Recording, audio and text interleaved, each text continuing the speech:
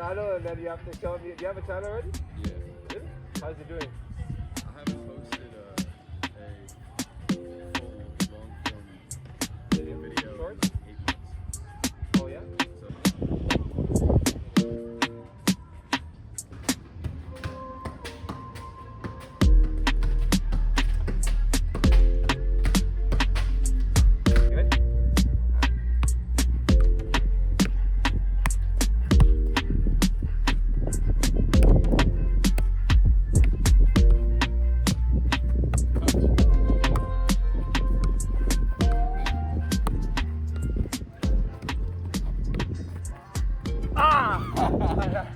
It's been a really long time since I've sat down and made a video like this. I think this is actually the first video in 2025 that I'm recording, and it's September right now. Of course, I intended to make videos throughout the year, but it fell to the bottom of my priority list just because I was sorting out the rest of my life. I've traveled a lot. So back in the beginning of the year, I traveled to the south of the US for a trial in the USL1.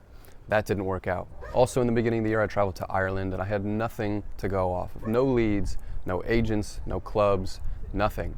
Just a one-way flight and a friend that I could stay with. Once I was there, I trained with local clubs, I reached out to agents, I made some connections, and I was able to get into a training session with a club in Ireland's first division, which is the second tier. That didn't work out.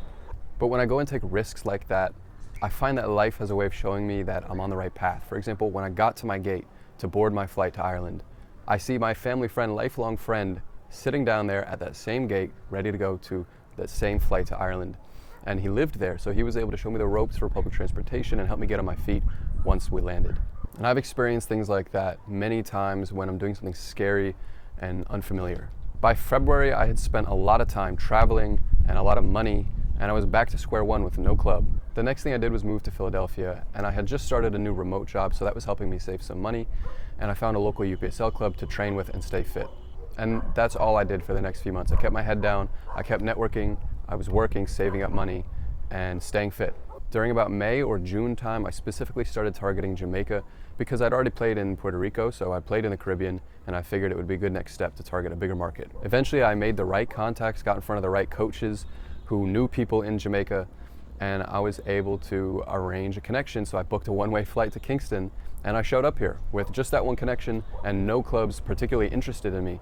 But once I got here, I was able to join training with one of the local clubs, and that's where I'm at right now. So I signed with Harbour Football Club outside Kingston, Jamaica, and this is actually their home stadium. I'm sitting here right now. So Harbour plays within the Jamaica Premier League, that's the nation's top tier, and we're actually one match week into the season, so the season kicked off last week.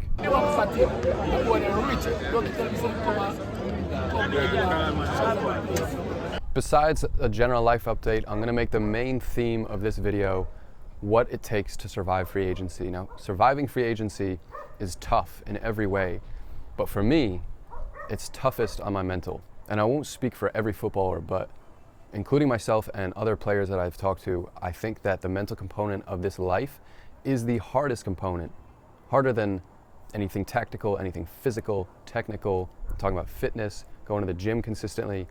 All of that is difficult, but it doesn't compare to the mental struggle and stress that this life puts you through. Going an extended period hearing only no's from coaches makes this voice in my head telling me that I'm not good enough only grow louder and louder and louder. And I feel like training in the gym and on the field can help with that temporarily, but all it really does is distract. Really what I've found that I need to do when I'm facing self-doubt or career fatigue is practice my mentality and work on my mentality. So that means positive self-talk, self-affirmations, work on my confidence.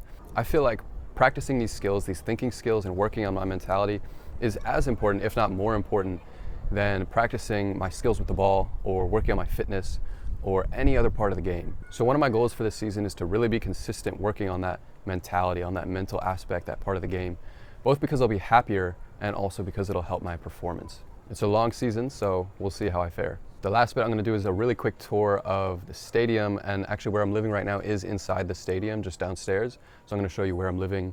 It's not fancy.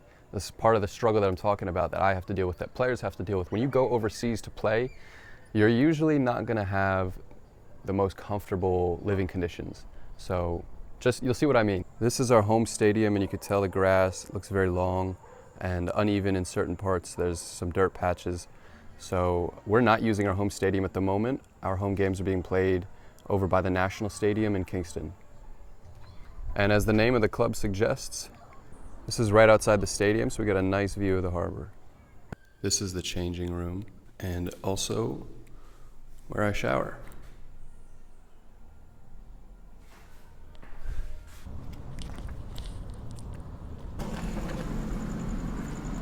When I finish up showering, I walk back to the rooms from the stadium. It's just around the corner. All right, so the bedrooms are down this hallway. The first one on the left is mine. Once I figured out that I was staying, I started looking for my own apartment, but I haven't had any luck on that front just yet. Now there's more bedrooms down this hallway, like I said. Up these stairs, we do have a bathroom. Then we've got a kitchen. So we have use of this kitchen, and we've also got a chef that comes in here and cooks for us for most days. And this is pretty much just where we eat our meals. What's up, Garwin? So it's like I said, it's nothing fancy.